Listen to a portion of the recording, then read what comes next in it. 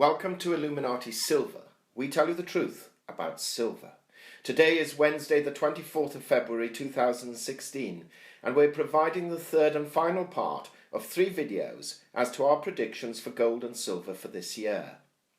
Video 1 in the series identified the 11 main factors we take into account when assessing the gold market.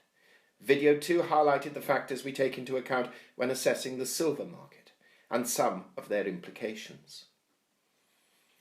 In summary, the key factors we take into consideration when assessing future prices and trends are 1. The value of the US dollar, 2. The value of individual countries' currencies, 3. Interest rates, 4. Inflation, 5. Supply versus demand, 6. Government reserves and holdings, 7. Central bank instability, 8. Quantitative easing, 9. Speculation, 10. ETFs, futures and Comex, 11. Global crisis, safe haven investment, 12. Jewelry and coin demand, 13. Silver as an industrial metal, 14. Buying from China and India, 15. Trend analysis and technical trading, 16. The gold to silver ratio, 17. Gold to silver correlation, and 18. Politicians and political dogma. Most of these were included and explained in videos 1 and 2. The area we did not include and is worthwhile mentioning is the issue of psychographics, which is the study of personality, values, opinions, attitudes, interests and lifestyles. Most marketers will include this area and regard it as a key proponent of their analysis when considering creating new products or entering new markets. And the same applies to investment decisions. So getting back to the point in hand, and before we give our forecast for future prices, which we frankly dislike doing for the short term, as we are fundamentalists and therefore more interested in the medium to longer term, that is 5+ years, we have to give a caveat. Namely, that although we have taken geopolitical issues into account, our forecasts are based on a black swan event not occurring. For example, should an unexpected war break out, a world leader is assassinated, or a meteor strikes the earth, or something equally as significant and is therefore unseen. So, with this in mind, let's take a look at silver. According to the Slver Institute, they predicted in January that they expect silver for industry to increase its share of total demand in 2016 from the 54% experienced in 2015. Whilst this may be the case, bearing in mind that industrial silver stood at around 56% in 2014, we do not foresee this 54 to 56% range being exceeded. If anything, should the world economic growth, and especially that of China, decline further, then we can envisage zero increase in the existing 54% figure. And before anyone quotes solar panels at us, it must be pointed out that although the demand for these are likely to rise in 2016, so too will the use of aluminium as a substitute, which is significantly cheaper, and a potentially decrease in the demand for electronic devices. Last year, 130 million ounces of silver coins were demanded, and we envisage a similar, if not slightly higher figure being acquired this year. Also, with India importing 228 million ounces of silver bullion in 2015, with the possibility of more favourable tax treatment, we may indeed see this figure rise by 5 to 10% in 2016. On the supply side, the Slver Institute forecasts a fall by 5% for 2016. We agree with this, unless prices actually rise further and the price of oil remains low. Overall, we therefore see silver for 2016 trading in the same range as experienced in 2015, between $13 and $17.50. We must bear in mind that the first 2 months of this year has already witnessed an excellent rise, but there is resistance at the $16 level and significant resistance at the $17.50 level. the GFMS team at Thomson Reuters forecast silver prices to average $15.51 an ounce for the full calendar year. And this ties in well with our price range of $13 to $17.50. We were anticipating pullbacks from this time onwards, but they have not as yet occurred and may hold out longer than we originally anticipated. With regards to gold, opinion is divided.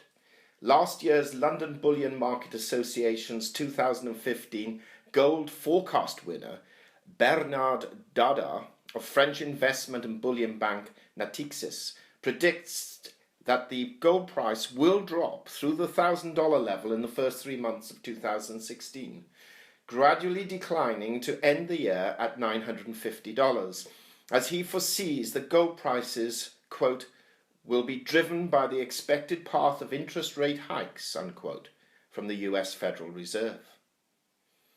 Goldman Sachs Bank predicts a price range for 2016 to vary between $1,300 and $900, as the, quote, fear over China, oil and negative interest rates are overstated, unquote.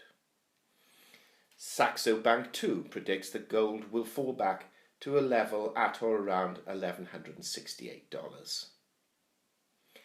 We, surprising to some, slightly disagree. Certainly for the first quarter of this year, we can see gold maintaining its current level, as many banks are discussing negative interest rates and governments predicting more QE. Poor trade figures both from the US and Europe will make interest rate rises not only unlikely, but the introduction of negative interest rates a possibility. Even the Bank of England has mooted this possibility in recent days. The United Kingdom in particular has the Brexit or exit from the EU vote to consider over the next few months, and this will prove destabilising for sterling, which has already seen its value fall 9% on the year, and many predict that should a vote for EU withdrawal be successful, the value of sterling could fall by 20% or more.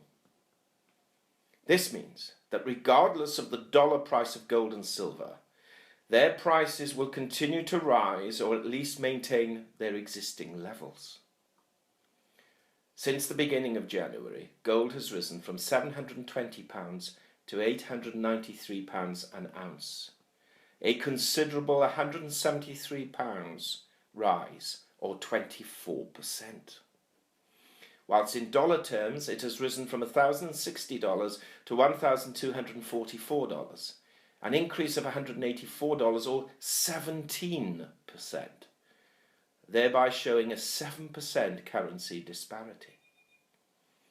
Contagion and concerns to other EU countries during this time also cannot be ruled out. With central banks heavily buying gold and our contacts in Switzerland and Hong Kong advising that gold is still being acquired at a considerable rate with increased interest by certain fund managers, we are very positive on gold prices over the next few weeks, despite traders forecasting significant pullbacks.